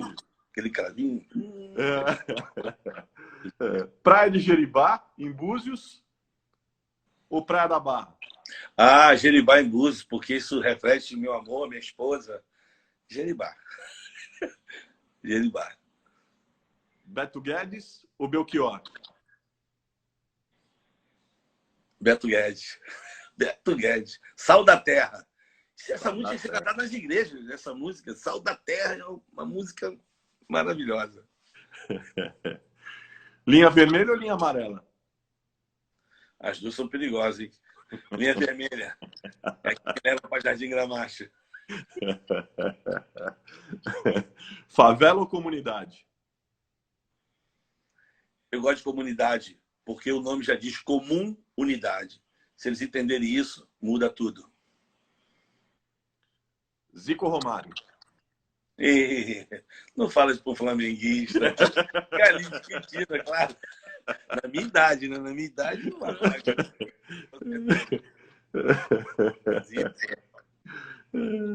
Melhor time que o Flamengo teve foi? 82. Te fala a escalação, hein? Fala aí, fala aí. Raul, Leandro Leandro, Rondinelli, Marinho e Júnior. e Júnior. Adílio, Andrade e Zico. Tita, Nunes e Júlio César. Isso Que é massa. massa. Que massa. Pastor Davi chegou até a tremer agora. Pô, eu sou corintiano, cara, de coração. Corintiano, enfim, corintiano de verdade. Maloqueiro, sofredor. Mas assim, eu adoro o Flamengo. Eu pisei no Rio de Janeiro, eu sou rubro-negro, cara. Então nós estamos em casa aqui. Estamos em casa. Com certeza. Isso aí. Agora, uma coisa. No Brasil hoje, o maior Fla-Flu é... Não entendi. Hoje, o maior O Fla-Flu. maior Fla-Flu do Brasil hoje é... A do Brasil, 2 times aí que você diz. Não estou falando em time, estou falando do maior disputa, maior polarização, maior... Ah, pô, desculpa. O maior Fla-Flu hoje é... Rapaz, não leva a mão não, tá? Mas pessoal, desculpa, mas eu acho que é essa briga partidarista. Essa... Claro. Que só atrapalha a gente. Que só atrapalha. Essa briga de um com o outro, separando, fazendo com que pessoas... Eu vou dar só um exemplo, tá? Só dar um exemplo. Eu conheço 2 pessoas, 2 amigos, que dividiram a igreja por causa de um Fla-Flu. Dividiram. Literalmente dividiram. Dividiram por causa de um Fla-Flu. Isso aí. Aí você vai falar para um cara que te ama, que você ama, você vai falar, cara, mas tu tem outro, mas e aí? Não tem resposta. Absurdo. Absurdo. Você sabe que teve um cara que teve uma visão, um cara que eu admiro ainda hoje, admiro muito, já se foi, é de saudosa memória, que é o Robson Cavalcante. Sim. O Robson, há 25 anos atrás, se não me engano, no encontro da EVB, o Robson disse o seguinte, eu nunca mais esqueci. O Robson disse, hoje a teologia nos divide. Em algum tempo, a política nos dividirá. Uhum. Ouvi aquilo naquele momento, falei, não faz o menor sentido. Como a política vai nos dividir? A troco do quê? Passados 25, 30 anos, cara, o que a gente está vendo é inacreditável. Inacreditável.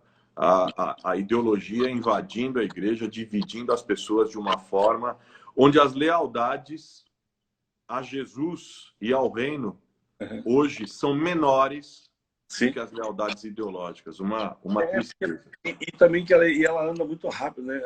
A nível como é que eu vou falar? Nas redes, né? Muito rápido. Você vai... E eu aprendi com um amigo meu, eu falo dele e começa a rir. Política, você conversa numa mesa com as pessoas num ponto de vista diferente. Mas sem se perder. Mas é complicado. Né? Se eu pudesse usar um texto bíblico, eu diria assim, nem para a direita e nem para a esquerda. Vá para frente. Boa. Não devia nem para a direita e nem para a esquerda. Ó, você está recebendo um abraço aqui do Marcelo Gasperini, do Cates Barneia. Uhum. Bom, vamos em frente. Cinelândia ou Central do Brasil? Cinelândia. Estado laico não é Estado ateu. Uhum. Mas Estado laico também não é... Você ser ignorante e ser alienado, o que significa isso? Né? Eu acho que você precisa se informar e ser bem informado para você entender todo esse contexto que está acontecendo. Né? Porque muita gente fica, às vezes, traz de uma palavra que ela nem conhece. É laico, mas o que é laico? Você precisa entender isso, não. Eu acho que você não pode deixar se levar pela ignorância. Você precisa... Eu tenho uma esposa em casa que ela fala assim, sabe a fonte? É isso. Conhece a fonte? É isso. Mas Não mesmo... passa para frente. Exatamente. Por aí. Ó, o Zalão perguntando, você gosta de pipa ainda para distrair no morro? Pipa? Pai, quando eu tenho tempo, eu sempre solto pé. Assim, quando eu posso, eu vejo alguém soltando no morro mesmo, dá para dar uns bicos ainda. Faz diferença, hein? Não tem a mesma força, não. Mas dá para ir. Pedro, tem um estado de espírito que se chama ser carioca. Uhum. Que estado de espírito que é esse? A irmã, esse aqui, explica para um paulistano da Gema o que é isso, Pedro. O que é esse estado de espírito? Eu acho que o estado carioca é aquilo que o pessoal brinca muito, né? Tá frio, ele bota um casaco, uma bermuda, um chinelo e fica na beira da praia sentindo. Pô, tá mó frio, né, cara? Né? Eu acho que o estado carioca essa que é muito mal interpretado, que diz que o carioca não trabalha, que ele é, não é que é malandro, é porque, assim, desculpa, eu vou falar, né? Eu estou no Morro do Borel, aqui. Eu estou em frente à Floresta da Tijuca, a maior floresta urbana do mundo. Mas se eu subir aqui a Serrinha, eu estou numa praia em 14 minutos. Não é que eu sou preguiçoso, mas se eu sair do trabalho, ainda dá tempo de dar um mergulho na praia. Não é que eu sou, né? Mas acho que o estado do carioca é esse jeitão de levar a vida aqui. Não, tá tranquilo, irmão, vai na paz, vai na paz. É logo ali, então, essa alegria do carioca. Eu gosto, eu sou carioca da Gema, quando o pessoal fala. Eu acho que é essa alegria. Você que é um carioca da Gema, a expressão alabangu significa que? É muito longe, irmão. É muito longe. Aí pergunta, pô, irmão, eu preciso chegar em tal lugar. Pô, irmão, é lá Bangu, hein? É lá Bangu, vai dar muito. Imagina. Se o Cristo Redentor... Fala. Eu morava em Bangu, então eu tive que pegar o trem e vir na porta do trem. São 55 quilômetros para tu chegar para trabalhar. 55 quilômetros. Pegar a Avenida Brasil é chão. É lá Bangu. É longe. Se o Cristo Redentor tivesse rodinha, você empurraria para... Olha, eu não diria nem rodinha. Eu te deixaria mais... Eu sempre falei isso. Toda vez que eu levo as pessoas do Cristo Redentor para conhecer... Você já foi no Cristo Redentor? Várias vezes. Então você repara que o Cristo Redentor ele está de frente para a Zona Sul e de costa para as favelas, irmão. Então eu falei, se eu for eleito aqui, eu não vou botar uma rodinha, não. Eu vou botar uma coisa giratória para pelo menos abençoar a cidade toda, entendeu? Então eu brincava assim, ó, o Jesus aqui não sabe o que está acontecendo ali, não. Porque se você olhar atrás do Cristo, é o subúrbio todo do Rio de Janeiro, irmão. Você vai pegando... Acho que Bangu, ele nem enxerga o Bangu, porque é tão longe que ele fala, ih, onde é?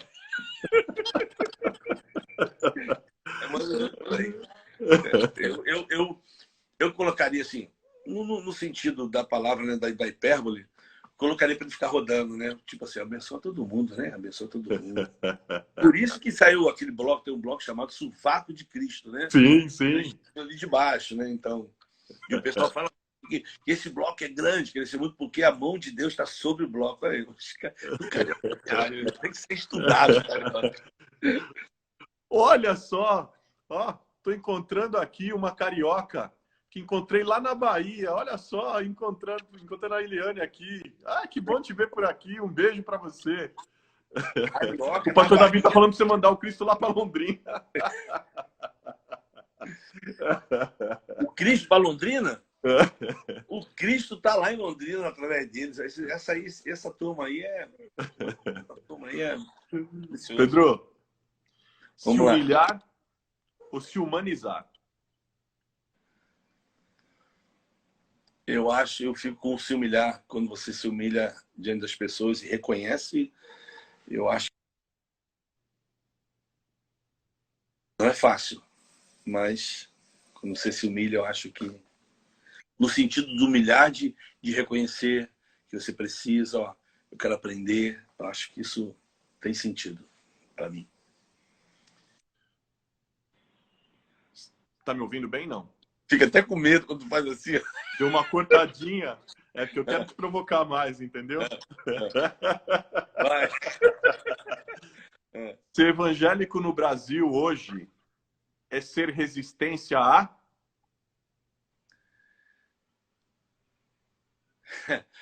Eu diria mentira ou falsa. Ser resistente. É ser resistência a... Ter ou ser? Ser resistência a... Eu acho que há muita falsa doutrina, há muita mentira. Você tem que se policiar muito, porque parece, mas não é. E vou abrir um adendozinho aqui, foi o que o Paulo disse para o Timóteo, né? Ele disse, o exercício para o corpo pouco proveito tem. Então exercita-te na piedade, né? Levando as coisas de Deus a sério. Mas depois ele diz assim, cuidado com a falsa piedade, porque parece muito, né? Ele reconhece Deus, mas não reconhece o poder, não reconhece o reconhecer, o quebrantar. Então parece, mas não é. Então esse termo evangélico, muita gente fala que é, mas quando você vê as ações, né, aí essa resistência a essa mentira é desafiador sempre, sempre. Um projeto social somente merece esse nome se houver integridade e excelência daquilo que ele faz. Integridade. Porque é muito fácil você, num concurso social, você, através da pobreza, gerar riqueza.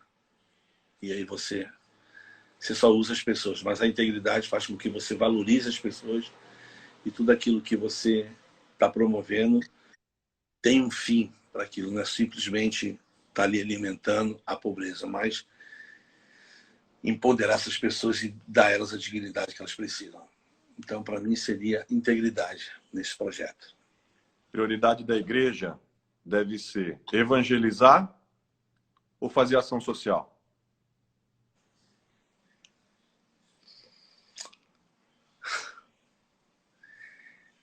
Eu acho que... Eu tenho que responder, eu tenho que responder sempre o que tu fala, porque... Como você quiser. Quando você fala assim, evangelizar ou fazer serviço social, a minha cabeça já vira né? Mostra-me a tua fé, que eu mostro minhas obras. Então só tem uma coisa que anda com os dois juntos, se chama amor. Então não diria nem evangelizar, sabe? Eu não diria nem evangelizar em si. Eu diria amar. Amar. E eu abri um adendozinho aqui, quando a gente foi para o Egito, que a gente foi procurar parcerias, eu tive algumas situações que eu falava com alguns pastores, não, a gente não precisa ir, a gente precisa de algumas ajudas, você pode ser parceiro nosso. E eu ouvi as pessoas falar para mim assim, então, mas o que vocês vão fazer lá? Vocês vão pregar? Eu falava, não, que Deus deu uma palavra para mim e para minha esposa, que a gente estava indo para lá para amar as pessoas. Não, tá, eu sei, amar as pessoas, mas quando é que vocês vão fazer? Não, a palavra é essa, amar pessoas. Aí quando eles começavam a falar mais, eu falava assim, eu pensava assim, eu vou falar para João 3,16, João 3,16, vou falar João 3,16. Porque o que a Bíblia fala em João 3,16 é que Deus amou o mundo e enviou o seu Filho. Então foi por amor. Então o amor, ele inclui tudo isso, né? Eu acho que não pode tender para um lado para o outro, que nem uma pipa dando um de lado, faz um furo aqui, ela volta para cá, mas depois dá outro furo e fica esse leque. Mas o amor, ele faz tudo de maneira correta. O amor, ação social, olha que legal agora, no meu insight. Na multiplicação dos pães, os discípulos estavam preocupados de dar comida para os caras. Jesus estava orando, a comida, Senhor. Ó, despede a multidão. E Jesus mostrou para eles onde é que estava a comida. A comida estava na mão do povo. Era só mostrar para o povo onde é que essa comida tinha que passar. Então, a preocupação muitas vezes nossa de fazer o serviço social, independe disso, porque o que eu preciso mostrar para aquela pessoa é que ela tem tanto para dar quanto eu para ela. E aí o amor é que faz isso, essa percepção de você chegar em amor, incluir tudo isso. Em amor. Isso aí é amor. Pedro, construir pontes ou abrir portas? Eu fico construir ponte. Porque Porque quando você constrói pontes, você abre muitas portas. Principalmente para a pessoa que você está tentando fazer atravessar essa ponte. Porque, olha só, o abrir a porta é muito simples. Abre e entra. Mas quando você constrói a ponte, você faz ela caminhar e nessa caminhada ela vê, cara, eu consigo. E ela abre a própria porta dela. Boa. Boa. As 5 finais, que são a assinatura da live, tá? Personagem bíblico que você gostaria de ter sido.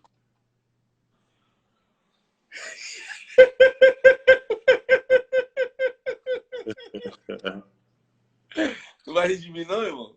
Claro que não, pô. Mas o personagem bíblico, o que está na Bíblia, né? O que está dentro Só da Bíblia. que tá na Bíblia. Só vale que não, tá na Bíblia.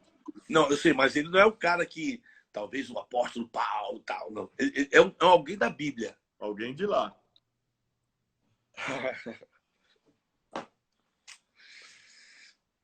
Um cara de lá que você queria ter sido.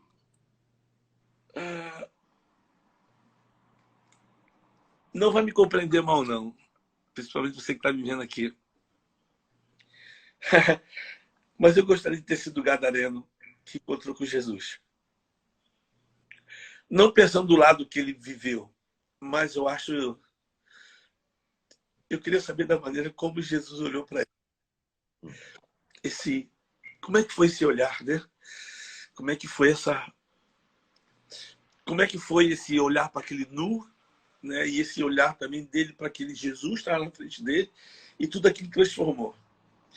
Mas depois eu acho que fica melhor, né? Que eu pergunto para todo mundo assim, o que aquele cara fez? Todo mundo fala assim, ele voltou para pregar. Eu falei, não, depois que ele foi liberto, o que ele fez? Não, ele foi pregar. Eu falei, não foi. Se você olhar o texto diz o seguinte, que Jesus o libertou e ele estava sentado aos pés de Jesus com roupas limpas. Então acho que a primeira coisa que Jesus fez foi dar uma roupa para ele, cobre a vergonha dele. E aí depois Jesus fala, vai para tua casa. Eu acho que eu queria ser esse personagem que foi transformado. E como é que ele voltou falando, ó, mãe, eu encontrei com Jesus, ó, ele me encontrou. Eu acho que tem uns caras na Bíblia que me encantam. E o gadareno é alguém que me... E é muito louco, né? Você falou dele, eu lembrei um detalhe. Até meu irmão pregou no domingo. Uhum. Que o gadareno quis seguir Jesus. Uhum. E Jesus, ao contrário do que ele fazia em geral, falando, vem, me segue. Ele olhou para o gadareno e falou, não, vai para tua casa e conta o que te aconteceu. Vai para lá. E ele vai, uhum. cara, e a expansão toda da igreja, da pregação do evangelho naquela região de Decápolis aconteceu a partir do que aconteceu, do milagre que aconteceu, da transformação na vida dele. Agora eu vou inverter. Eu falo isso porque eu pergunto assim, depois você escutou falar do gadareno? O pessoal, não. Eu falei, não, porque tu não lê a Bíblia. Porque eu falo que os discípulos, quando chegaram na região dos Gadaras, perguntaram, já ouviram falar de Jesus? A pessoa, já. Quem falou? Para mim foi esse cara. Certeza. Vai, inverte agora aí. Vou inverter. Um personagem bíblico que você jamais queria ter sido.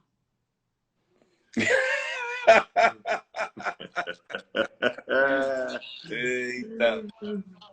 Um personagem bíblico que eu jamais queria ter sido.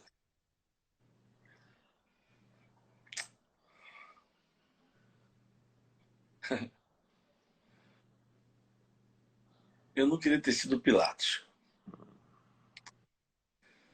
De olhar para ele... não sei. Isso aí é complicado. Pesado. Não queria ser. Pesado. Pedro, uma cena bíblica que você queria muito ter participado.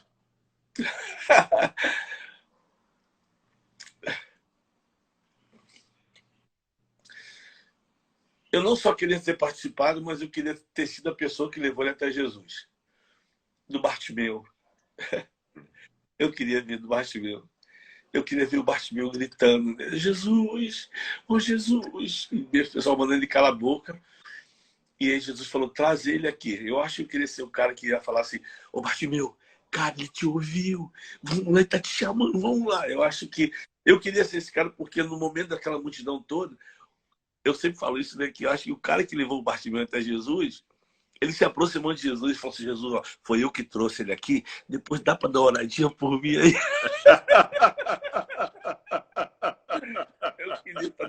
Eu queria estar nessa cena, eu visualizo essa cena.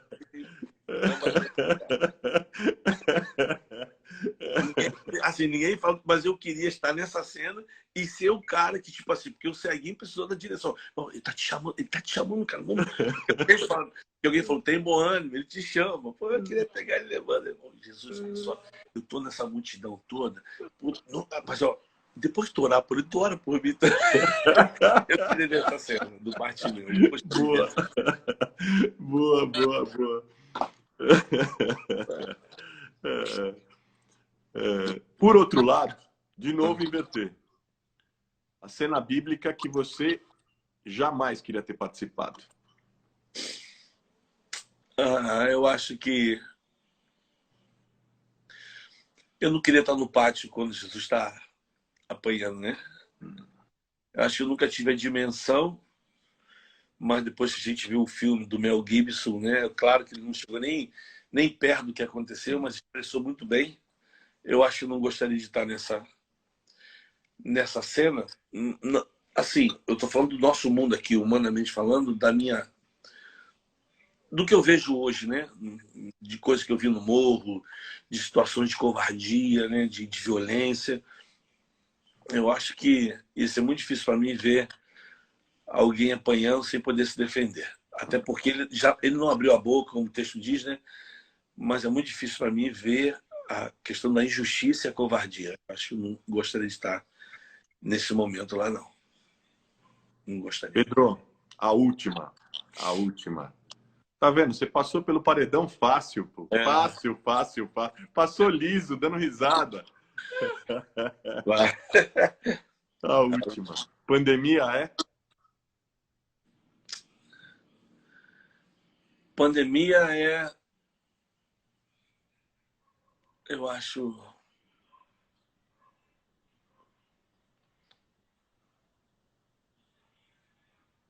incertezas, né? Assim, do que pode vir ainda, né?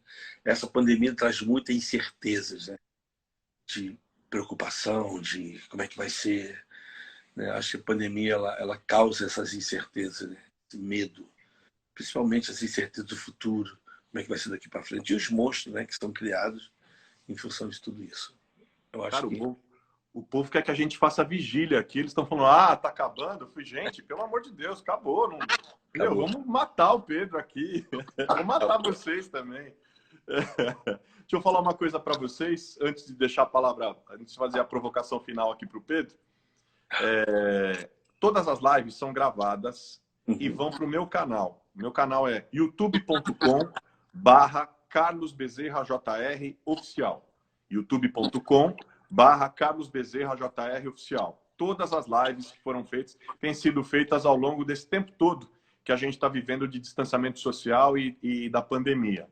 Também a gente está disponibilizando nas plataformas Deezer e Spotify. Aí é no formato podcast, tá? É só você procurar lá por Carlos Bezerra Júnior, Carlos Bezerra JR. Então é fácil. Gente, queria terminar com uma palavra do Pedro. Pedro, você é um cara que vive de usar bem as palavras. Por mobilizar, por agregar gente. Espera aí que o Pedro saiu. Deve ter tido um probleminha ali na conexão dele. Eu tô vendo aí. Fala, Júnior Feitosa, querido. Espera aí que o Pedro já volta para ele poder fazer a palavra final aqui pra gente. Vou pedir uma palavra para ele. Lino, abraço para você. Foi bom, né? Foi bom. O papo com o Pedro é muito bom. Pedro é um cara querido demais. Dedicação, cara, inspiração, cara... para mim também foi. Quem tá falando aqui, deixa eu ver. A Eliane tá falando que foi uma noite inspiradora. Foi mesmo. Para mim também foi. A noite incrível. Incrível. A Martinha tá falando que não vai esquecer a situação do Pato. Linda a história dele, né? Linda história. O pessoal, G sem águia, bora pra vigília. Brinca não. Ah, que bom, Júlio, que bom que você gostou. Adriano, querido, um abraço para você. Aí em Criciúma, Santa Catarina. Tá todo mundo... Que bom, Rodrigo, que você gostou. Aliás, deixa eu pegar uma coisa aqui, enquanto o Pedro está voltando, eu vou aproveitar, porque eu não tenho falado do meu livro. Peraí. Gente, se vocês se interessam pelo tema, aliás, é um tema que está muito em alta. Oh, obrigado, pastor Davi. Você é um querido, viu, velho? Querido. Você e toda a sua família. Gente, meu livro, que eu queria que vocês conhecessem e tivessem acesso. Facílimo, Amazon, Saraiva Online, super fácil de encontrar. Fé Cidadã, quando a política e a espiritualidade se encontram. Uma visão completamente distinta, diferente do que você está acostumado a ver e a ouvir. Aqui eu reparto algumas experiências de 20 anos de vida pública, uma visão sob o ponto de vista cristão, a visão teológica, enfim. Eu mesclo experiências com a visão, com aquilo que eu creio ser, de fato, o exercício da vida pública como vocação. O exercício da vida pública como cristão, sinalizando os valores do reino de Deus. O Pedro voltou. Alguém está falando para fazer uma live com o Ed. Já foi feita, pastor Osmar. É só acessar no meu canal, no canal que eu falei. No Carlos Bezerra JR, no youtube.com, Carlos Bezerra JR oficial. O Pedro está de volta aqui para a gente ter a palavra final. Mas, não esqueçam do meu livro, tá? Não esqueçam do meu livro. Editora Mundo Cristão. Fé Cidadã é o nome do livro. Fé Cidadã. Pedro, você é o cara das palavras. Você é o cara que é conhecido por usar bem as palavras. Por inspirar a gente, por agregar a gente, enfim, por estimular as pessoas, estimular a fé das pessoas. E eu queria que nessa noite você deixasse para a gente uma mensagem na direção de nos inspirar a construir um outro mundo possível. Ok. Já que nós estamos em pandemia, né? Pensando em pandemia, eu pensaria com vocês sobre o texto lá do Eliseu, né? Quando ele passa na casa daquela mulher rica, e aquela mulher diz: veja que este homem que passa é um santo homem de Deus. Façamos aqui um quartinho, um segundo andar, vamos colocar uma cama, uma mesa, uma cadeira e um candeeiro. Então, eu traria isso para esse tempo, a gente, de pandemia, né? Em que a frase que a gente mais escuta é: fique em casa. Fique em casa, né? É o que você mais escuta. Mas engraçado que essa mulher também parecia que tinha uma pandemia, porque ela disse para o profeta: fique em casa. Fica aqui. Quando você passar, fique em casa. Mas nessa casa ela colocou para ele uma cama, uma mesa, uma cadeira e um candeeiro. 4 elementos básicos para a nossa vida. Uma cama reflete descanso, né? Sono. Em paz me deito, pego no sono. Aquele que nos guarda não dorme. Deus dá os seus enquanto dorme. Descanso. Mesa e cadeira dá sentido de ser servido, de aprender, de se alimentar, de estudar, de procurar, de receber de Deus. E candeeiro é luz. Mas o interessante, quando a gente fala nisso tudo, ela quis fazer uma casa para ele, um quarto. Mas a Bíblia diz que Deus fala que nós somos criados para ser morada dele. Nós somos casa. Então eu diria nesse tempo que a gente precisa exercitar esse ser casa de Deus, esse ser morada de Deus. Mas exercitar também que aqui dentro dessa casa, eu sei que tem muitas pessoas que conhecem a palavra, o original da palavra, mas ninguém tira da minha cabeça essa palavra. Eis que estou à sua porta e bato. Se você abrir, eu vou entrar e contigo serei. Eu sou casa de Deus, como diz o Marcos Almeida, eu sou casa, lugar de Deus, ele habita em mim. Amém. Então, que nessa casa tenha sempre uma cama, uma mesa, uma cadeira e um candeeiro. E que nessa casa você possa falar todo dia para ele, quando você ouvir a palavra pandemia e a frase na televisão: fique em casa. Você feche seus olhos e também diga para Jesus: fique em casa, sai não, fica aqui. Mas que tenha sempre essa cama de descanso. Descanse nele, entrega, confia e espera. Que tenha essa mesa e essa cadeira de se alimentar dele, de se encher dele. E que tenha essa luz que está dentro de você, que ele diz: ele é a luz do mundo. Quem conhece ele não andará em trevas. E que lâmpada para os meus pés é a sua palavra e luz do meu caminho. Então, todo dia, feche os olhos e diga para ele: fique em casa, sai não. fica aqui. Oh, coisa boa. Obrigado, Pedro. Obrigado por encher o coração da gente de fé, de esperança, de amor, Amém. Amém. por resgatar e encarnar um evangelho tão cheio de amor, de sinceridade, de pureza, de alegria. Obrigado, velho. Você inspira a gente há muito tempo, Amém. Deus te abençoe, te guarde, fortaleça você, sua família. Amém. Que você siga sendo farol. Você é farol, viu? Mano, deixa o pessoal aí. Eu queria indicar o pessoal depois para lá no nosso site, ver o que está lá. Vai entender mais o que a gente faz. E queria, assim, encorajar você nesse tempo de pandemia. Nós temos um blog lá dentro, tem um artigo chamado Terra Boa. É o nome do artigo. Eu acho que vai te mudar um pouquinho a perspectiva para você entender que todo mundo é terra boa. Vai ter algumas pessoas que estão num vazio pequenininho, que não tem onde as raízes. É só tirar essa pessoa desse barro, botar um vazio maior e naturalmente crescendo, essas pessoas vão dar o seu fruto. Então, passa lá no www.aja.org.br, no Instagram, o Aja está lá, você vai saber o que a gente faz. E obrigado pelo teu carinho, obrigado pelo convite. Vai dar honra te ter aqui, vai dar honra. Manda um beijo. Eu quero dizer para você que eu tô sempre bem chegado na comunidade da Graça, pastor Diniz, que graça amorosa, né? Um pastor ali, né, de Vila Carrão, não, como é que é o nome? Pastor Rick. Germelino. Samuca, Hermelino, né? Boa, obrigado gente. pelo carinho de vocês aí sempre. Obrigado, sempre. Velho. Você é da casa. Casa. Um beijo, cara. Um beijo. Se cuida. Amém. Fica em casa. Gente, um beijo para todo mundo. Eu vi várias pessoas aqui sugerindo. Pastor Antônio Carlos Costa, pastor Ed Renekiewicz, pastor, vi também aí o Marcos Almeida. Gente, vou falar uma coisa para vocês. Todos eles já passaram por aqui e as lives estão à disposição. Anota o endereço do meu canal. Você pode, inclusive, assinar lá, participar, ajudar a gente, colocando sua opinião, sugerindo outros temas, outras pessoas. youtube.com/Carlos Bezerra JR Oficial. youtube.com/Carlos Bezerra JR Oficial. E no Spotify e no Deezer é só colocar Carlos Bezerra JR. Você pode ter o acesso a essas lives todas que a gente falou aqui. Você pode ter acesso a elas no formato de podcast. Tá bom? Deus abençoe vocês. Um beijo grande. Beijo. Amanhã tem outro missionário. Porreta também. Feito do Borel. Quem é? Hoje falamos com Carioca. Amanhã é hora de falar com Paulista. Aqui, quem? Da Boca. João Boca. Ei, lá meu da Deus. Cracolândia. Mano, vou assistir amanhã. Vou estar aqui amanhã. João Boca. Se cuida.